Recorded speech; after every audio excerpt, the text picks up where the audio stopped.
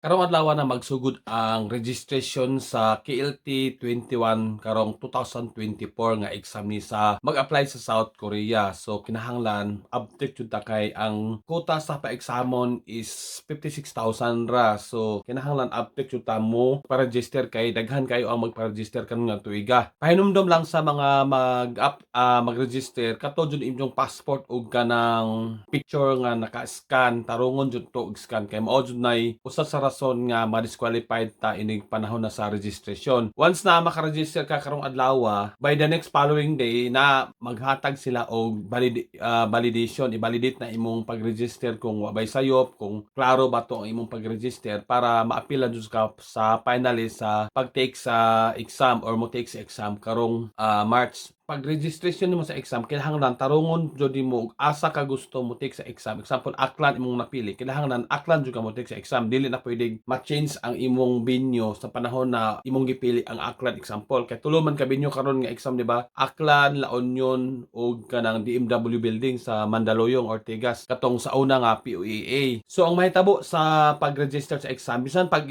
sa sulod nga exam ug online registration gyapon ng exam kay mao na may kasagaran jud sa mga ma-apply sa South Korea ingani ang dapat buhaton jud. Same procedure lang siya. Kung may kausaban man siya sa pag-apply sa sunod nga exam, gamay ra jud ang mausob niya nga criteria. Kasagaran inani jud tanan. So kung dili ka maka-exam karon nga time kay sa imong lain-lain man tag rason, na uban kay moingon og way passport pa or na-expired ilang passport, na uban dili pa ready mo exam kay wa pa ka tuon og Korean language ngayana. So karon pa lang daan na kay idea kung unsaon pag-apply sa South Korea via online registration kay mao man ang pinadyo ka first step sa pag-apply nimo sa South Korea. Mao jud ang pinakaunang hakbang nimo ba nga imong buhaton. Unang steps pa lang kinahanglan ka mao nakadaan or aware na kadaan unsay dapat buhaton kay para sa sunod nimong pag-apply nindot ang dagan sa imong pagkuan ba pag-registration. Pintahay ko no kung ma-disqualified ko no sa registration makabayad ba daw sa exam. Ang tubag is dili ka makabayad kay ngano karong adlaw February 12 to February 14 ang registration. By the next following days ay pa i-validate kung pabayaron ba ka o dili. Once na disqualified ka sa registration, dili ka pabayaron kay dili makahatagan tong link or portal nga dito ka magbayad. Dili naman to makita. Once na disqualified, better luck next time na jud ka sa sunod na jud ka nga exam. Kani napad ni pangutana, kung example daw dili ka pasar sa pag-exam, pwede ba daw mo retake sa sunod nga mga exam? Yes, pwede kaayo mo ka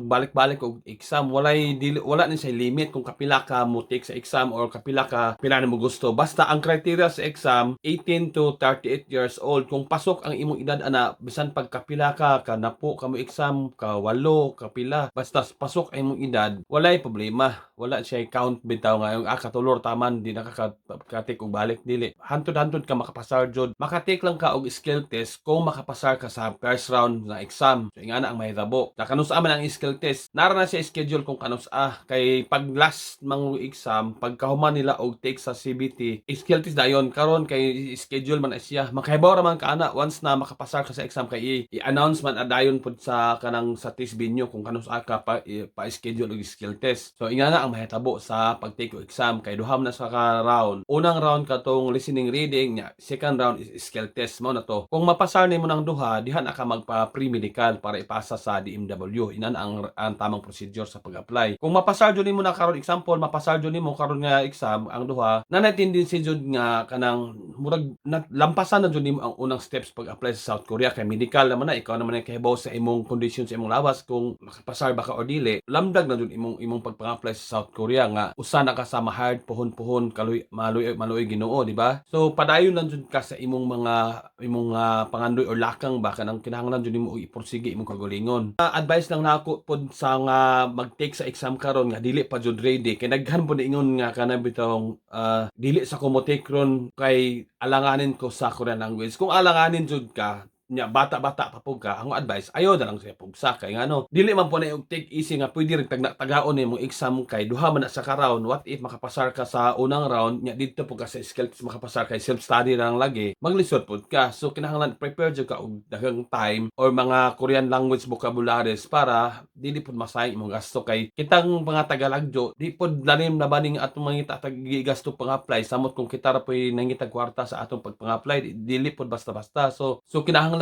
pod gajud nga ready jud ta kanunay sa mo take sa exam. Pero ang aho lang jud masulti sa inyo ha sa mo take og exam, sa tanang mga beginners nga mo take og exam, kani jud mahimong experience inyo pon kung kitay unsa may dagan sa inyong pagpang-apply makapasar mo or dili, mao jud na mahimong experience inyo. Sa mga kugihan magtuon diha kung once na failed mo simbako di mo kapasar, makakuha jud mo tarong nga idea ani kung unsa pagpasar sa sunod nga exam kay kasagaran man gud ang mga experience na nang-abroad sa South Korea, tagsara pud jamo na maka-take og kas-ar jud bitaw. Kasagaran sa among experience ha, dili na yung kumpara to mga uban nga bright nga kanang kas-ara. Kasagaran na nadunggan kay ug nakakita mo atong gipang vlog na pang niagi katong mga Bisaya ang nagtapok sa South Korea. Kasagaran to duha, tulo, upat ang mangod gani kalima mga ikonomi siya. So ingana dapat jud porsigido lang jud ta kanunay sa atong kuan mga gusto ba sa atong kinabuhi or mga pangandoy dapat padayon lang jud ta. So mao to kung di ka prepare, kung di pa ka ready, pwede ra ka magpa next year para ready jud ka. Dapat kanunay jud kang ready sa exam. Namingon og next na ko nga exam o pwede sa next exam ang tubag ana dili ta makatagna kung kanus-an na pod ang sunod nga take sa exam kay kinahanglan na tiwason daan karon nga batch kay murag wala ko masayop September kapin pa siya mahuman kay upat man na sa ka batch nga gibahin kay kana laging computer ang eksaman di man pod mahimo og kasahon mo tanan og exam kay ang computer pila ra man kabuok di aw ba oy 56,000 ang ilang pa exam i-divide yun na nila unya napay nangutana nga pwede ba daw mamili kung kanus ako gusto mo take sa exam dili ang tubag na dili ka pwede mamili kang ano ang DMW HRD Korea bay mag-set ana kung kanus akay pa take sa exam dili ka makabuot og mao ang gusto nga oras mao ni gusto nga buwan kay magtuon pa ko dili na once na verified na qualified na jud ka mo take sa exam sila na mohatag ana og time or panahon ka mo take sa exam post man na sa DMW website dito man makita ang mga mo-take sa exam. So ingana ang kuan ha dili ka magbuot-buot kag imuha nga na-register nako gusto ko karon akong mga bandang mga August ko banda kay para makatuon pa ko dili inana. So ang i-advise po na sa mga mo-take og kanang exam sa makapasar na jud og kana bitawng first round kanang skill test may pinakasayang jud nga. Ang uban man kay abi nila og mabagsak sa skill test dili na mo balik sa first round og mabagsak ka sa skill test kani mo yung timan-an sa mga apply ha back to zero ka na dili ka pwede og ingon og sa skill test ako mo take kay dito ra ko hagbong back to zero ang intawon ang atong dangatan mo nang sakit jud sa atong part ka dito di makapasar so kinahanglan jud ta og sa mga self study lang diha jud kanang double jud atong effort kay kana mo kinatrilingan nga part kung makapasar na ta sa first round ang skill test tinuod lang dili jud sa imong lisod kung makabalo lang jud ka mobasa og Korean language kung nag self study ka o nag-eskwela ka dili sa lisod ano kuan mo siya kanang matun-an ba kay kanang scripted di man siya daan good example primero anak kay kana mang mag-introduce yourself balag nubo ra good 40 seconds balag nubo ra basta klaro imong pagkastorya dayon kato mga hangdaring mga unsa to mga kanang procedure dunay mag-arsa matun-an man guna nimo kay daghan man kajug nag-vlog karon sa pag skill test dili pud ka adjud siya kinahanglan jud nimo magpractice kay mao ra man jud pinaka-importante para makapasar ka sa exam so good luck na lang jud ta sa tanang mo take apply karon mao ra masulti kinahanglan magampo jud ta kanunay kay nga ihatag unta sa Ginoo ni atong mga nga gusto ba kay hatagan tag maayong blessing sa Ginoo kay para sa susunod na maabot kita po'y mahimong blessing sa uban kay wata kaybo kung maka-abroad tag South Korea atong mga pandoy natin gustong tabangan atong pamilya atong mga igsuon mga silingan inana magampo jud ka sa Ginoo kanunay unya ubanan gud jud nimo og kanang pagtuon og daghan magtuon jud ka kay walay overnight of success kay ingon og up tambahon na ra kay kaning og aho jud ni ang pag-apply sa South Korea guys dili jud ingana jud ka kana bitong ka easy lang na pwede rin tagna-tagnaon ni kay og aho good og dili jud inana ang pag-apply sa una pwede pa pero karon dili na kay ang level mangod sa exam karon sa South Korea na kung sa topic mo sa level 1 na siya dapat mo na jud ka solusyon kay sentence man sa una kay mga libro ra mga check, mga charungcha, mga asagwa apple na inanap sus kasayon na sa anong panahon. Pero karon nagkalisod sig anam. Lisod siya pamation pero dali ra gud matun-an kay